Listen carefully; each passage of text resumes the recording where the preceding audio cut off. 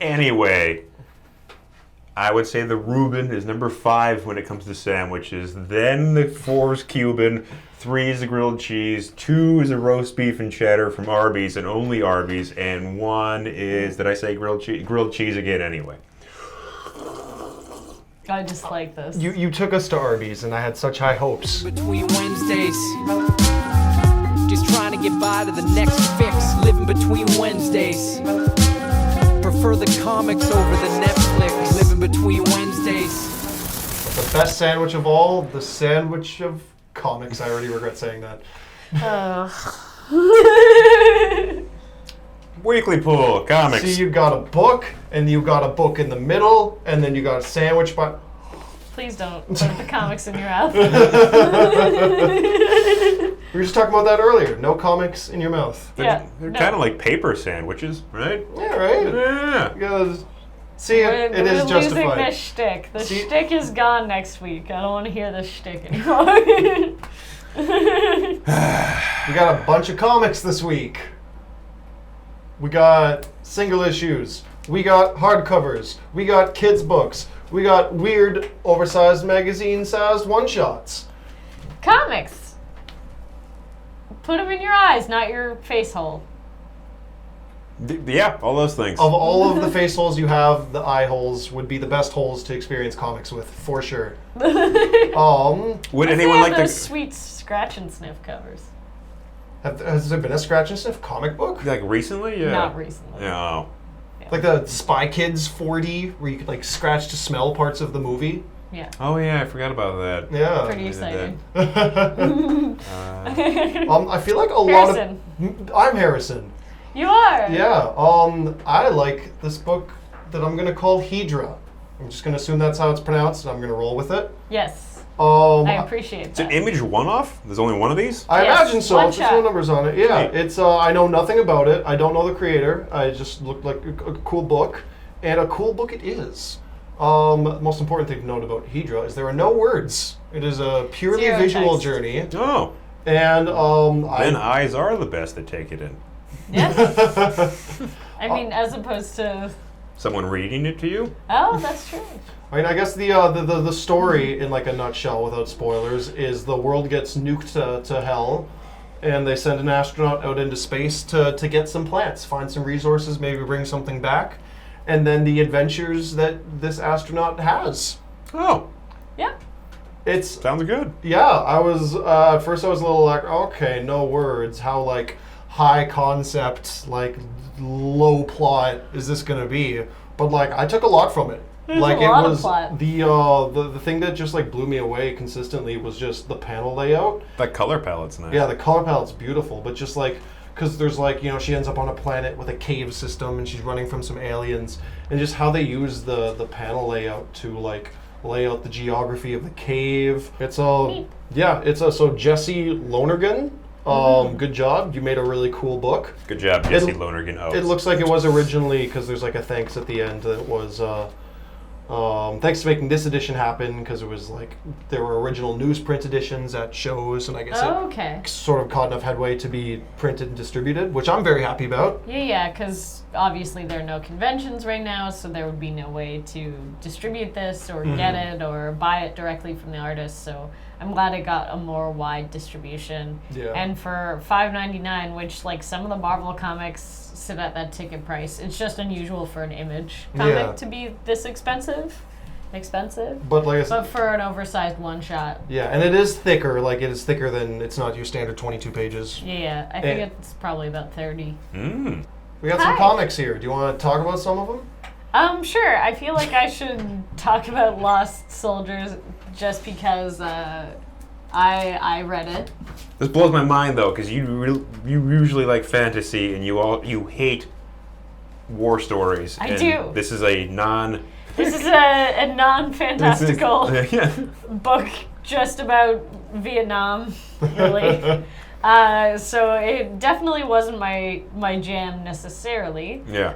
But this book does a really, really good job of highlighting some characters and their experience in Vietnam, and then their experience still being in the army as older men who survived the war, and their continuation sort of with the Force and going back and forth from like the way they responded to the war as young men, and then the way they feel about it now as like men in their 50s and 60s, complaining about getting their prostate exam. So I really appreciated like the stark sort of like new eyes, new trauma, like experiencing like the death of a friend for the first time versus like been here before, getting in the truck again.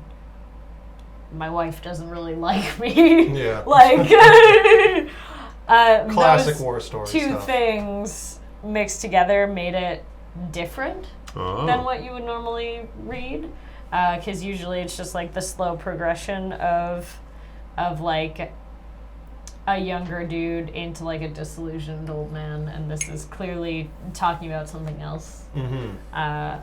So I think there's a lot of merit to it. I think I'm probably gonna 3-issue rule it. I might stay in for 3 Why issues not? and see if it really sort of like comes into its own. But the color work in this makes the violence really like pop out. It makes it really chaotic. It makes it feel visceral, and I appreciated that.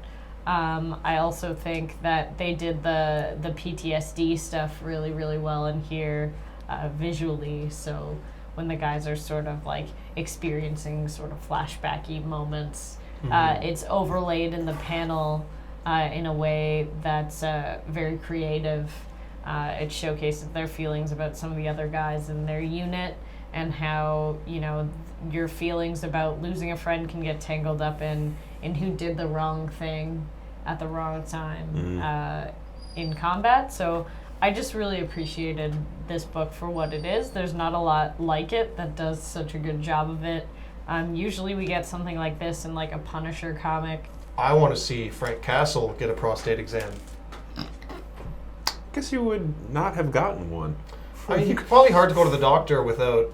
He doesn't have health care, and the only doctors he would go to are like the back alley surgeons for I I take don't know, bullets wouldn't at. one of them eventually just be like, is that thing okay? We should check on your He prostate, needs. Frank. He needs like Yeah. you like the wise pharmacist in the old guard. He needs one of those. Oh yeah, he just goes Don't back even there get and me they're started. like, hang on. Oh yeah, and she's like, my job's just to help. I'm not worried about that. Jason. Oh, I really liked Pulp. It's a it was a Sean Phillips and Ed Brubaker joint. They collaborate a lot. A lot. They've been, Oh, but we're rolling around in their true crime sort of stuff. And Get a room, Ed and Sean. They do so much work together. Just tie them Why out already. don't you marry each other? Yeah, you like his art so much. Why don't you mirror? But I've been they do digging. amazing work. I've been digging their one shots right now. The hardcover ones, like Bad Habit, I think is really cool. I think all my heroes are addicts. That's another one, right? My heroes have always been junkies. My heroes always been junkies. Yeah, that's it. But I really dig those two, even though I can't really remember the titles. Fade Out's also great, but their new one is called Pulp, and it's about a guy who writes pulp westerns, and he's in his 60s. He doesn't have any kind of insurance. He doesn't have a retirement plan. He lives in New York, and it's him kind of ruminating and pontificating about life. And he's starting to have heart palpitations and heart attacks. And he's like, I don't really. And it's 1930. It's also the 1930s. So like World War II just started. Nazis are prevalent, and no one really wants to read these pulp westerns anymore for that very reasons. But the secret behind that is the main character used to be like a bandit in the 1890s, and he doesn't really know how to go with his life anymore. It's a one shot. Everything fits together. It's a wonderful little puzzle piece of noir fiction. I recommend it. If you like the Ed Brubaker stuff, it fits right in there perfectly. If you kind of just like the genre, I would want to check it out. I like westerns, so I feel like this is a good example. Also, like it's Sean Phillips. The art is beautiful. Yeah. And the color palettes switcheroo as the story needs them to, which adds a whole ton of atmosphere. And I really appreciate that. I would call it a neo-western. Yeah. Yeah. Getting into the subgenres here. Well, because it's not a Western. He pontificates on Westerns, but he's not actually in a Western. But this Lone Ranger has one last ride, maybe. I won't want to ruin it. So, like the old guy in Ghost Rider. He's got one more ride. He's been having one last ride forever. We just watched him kill Bigfoot. We also watched that guy help out Patrick Swayze in Roadhouse. Like, he's always had one last ride. He's always on his last ride. Sam Elliott here. He was also in Hero. I was thinking the name. He had one last ride in that. Like, he's never not had one last ride until he's dead. I bet in a slew of Ford commercials he did, there's probably something about a last ride mentioned in one of those. How many? Like Jason Statham, every movie he does, like, this is my last job. This is my last job. Vin Diesel in every one of those Fast and Furious is like, this is supposed to be my last job. Like, I don't believe any of you anymore. None of this is the last contract. Wednesday to Wednesday, I be going hard from like Wednesday to Wednesday. Yeah, hey, pal, you got that one where Superman goes to Supertown? Yeah, I got that when it come out. I like the fourth